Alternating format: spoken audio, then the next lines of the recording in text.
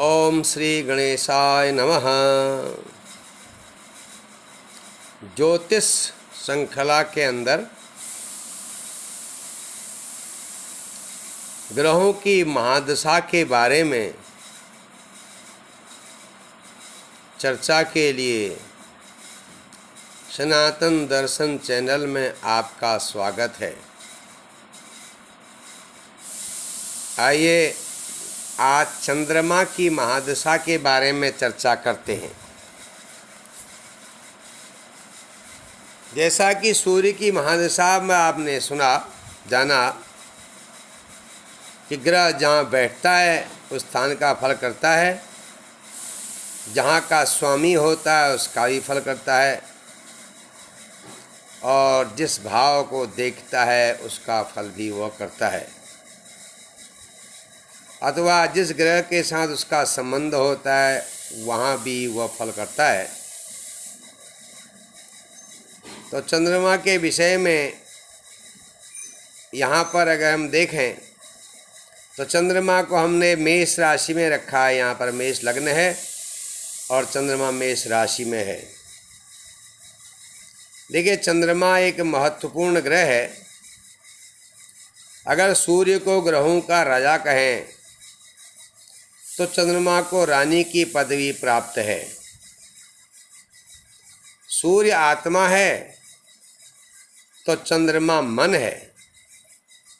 चंद्रमा का संबंध हमारे मानसिक संसार से है।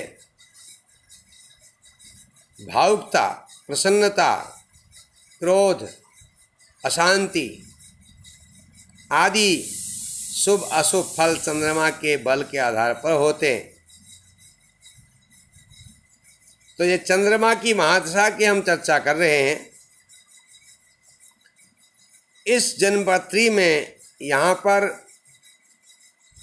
चंद्रमा चौथे भाव का स्वामी है। कर्क का स्वामी चंद्रमा होता है, तो लग्न में बैठ कर के वह चौथे भाव का फल भी देगा, और यहाँ से सप्तम भाव को देखता है तो इसका फल भी देता है। सामान्यतया चंद्रमा अगर अच्छी स्थिति में हो तो आदमी का मन प्रसन्न रहता है और अनेकों कार्यों में सिद्धि होती है, सब प्रकार से सिद्धि होती है। धन भी प्राप्त होता है, स्त्री पुत्र का सुख भी प्राप्त होता है, अथवा स्त्री पुत्र का लाभ भी प्राप्त होता है। आदमी, मनुष्य जातक सुखपूर्वक विविध प्रकार की भोज्य वस्तुएं प्राप्त करता है, विविध प्रकार का भोजन प्राप्त करता है। चंद्रमा की महादशा में आभूषण, जेवर, वस्त्र, भूमि, रत्न, कृषि से संबंधित बातों का लाभ होता है। गाय का भी लाभ होता है। गौ माता की कृपा भी इस दशा में प्राप्त होती है। चंद्रमा की दिशा में जातक को ब्राह्मणों का सम्मान करना चाहिए। यहाँ पर इस कुंडली में जो हमने बताए वह शुभ फल प्राप्त हो सकते हैं, क्योंकि चंद्रमा मेष राशि में है और लग्न में बैठा हुआ है। यही चंद्रमा अगर चौथे भाव में बैठता तो भी इसका फल अच्छा होता, क्योंकि इसकी कर्क इसकी राशि है। मेष राशि इसकी मित्र की राशि है, मंगल की राशि। मेष, कर्क और वृष राशि चंद्रमा की उच्च राशि है। मूल त्रिकोण भी इसी में होता है। तो वृष राशि में अगर चंद्रमा हो, कर्क में हो और मेष में हो तो विशेष लाभ देता है अपनी दशा में। वो मित्र राशि में बैठा हो और तात्कालिक मित्र भी हो तो निश्चय ही चंद्रमा की दिशा में लाभ प्राप्त होगा। नैसर्गिक और तात्कालिक मित्रता के बारे में हमने एक वीडियो पहले अपलोड किया है, पहले आपने देखा होगा। देखिए, जो सारे शुभ फल चंद्रमा की दिशा के बताए गए थे वह तभी घटित होते हैं जब चंद्रमा पूर्ण बली होता है, अन्यथा वह थोड़े कम घटित होते हैं। पूर्ण बली चंद्रमा कैसे होते हैं? शुक्ल पक्ष की प्रतिपदा से दशमी तक इन 10 दिनों में चंद्रमा मध्यम बली होता है। इस कारण चंद्रमा के इन 10 दिनों में जो हमने दशा का फल बताया वह भी मध्यम होगा, थोड़ा कम होगा। शुक्ल पक्ष की एकादशी से कृष्ण पक्ष की पंचमी तक चंद्रमा पूर्ण बली होता है। इस अवधि में जिनका जन्म हुआ होता है उनका चंद्रमा पूर्ण फल देने में सक्षम होता है। अंतिम 10 दिन कृष्ण पक्ष की षष्ठी से अमावस्या तक चंद्रमा क्रमशः कमजोर हो जाता है। जैसे कृष्ण पक्ष की षष्ठी को थोड़ा कमजोर, षष्ठी को और कमजोर, सप्तमी को और कमजोर, नवमी को, ऐसे प्रतिदिन के हिसाब से, तिथि के हिसाब से अमावस्या तक बहुत कमजोर हो जाता है। इस कारण ऐसा चंद्रमा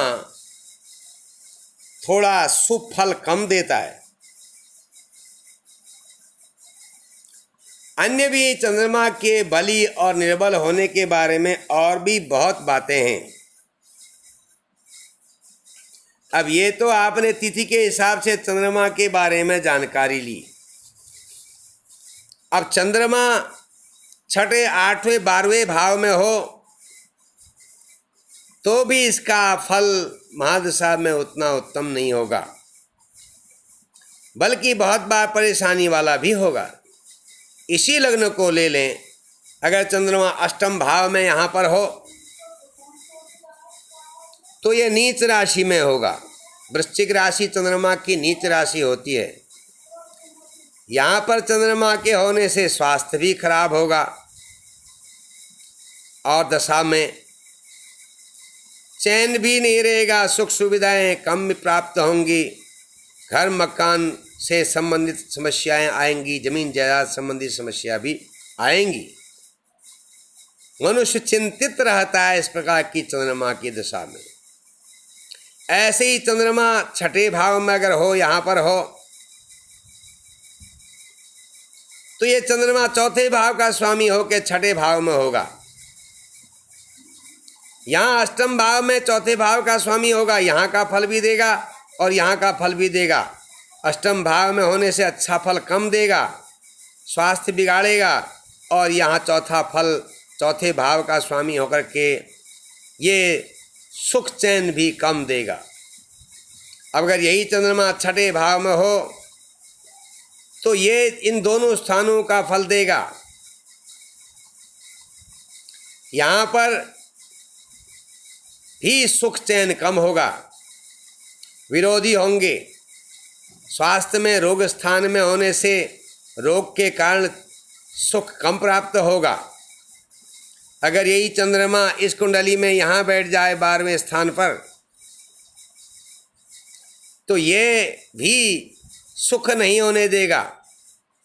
घर मकान वाहन संबंधी कुछ असुविधाएं आएंगी, धन का व्यय होगा। इस प्रकार से संक्षेप में आपने चंद्रमा की महादशा का फल श्रवण किया। आशा है आपको ये चंद्रमा का दशा का फल अच्छा लगा होगा। अगले वीडियो में हम आपको मंगल की महादशा का फल बताएंगे। ये क्रमशः 9 दिन तक महादशा के बारे में चर्चा होगी। आप सभी को अनेकों मंगल कामनाओं के साथ हर हर महादेव।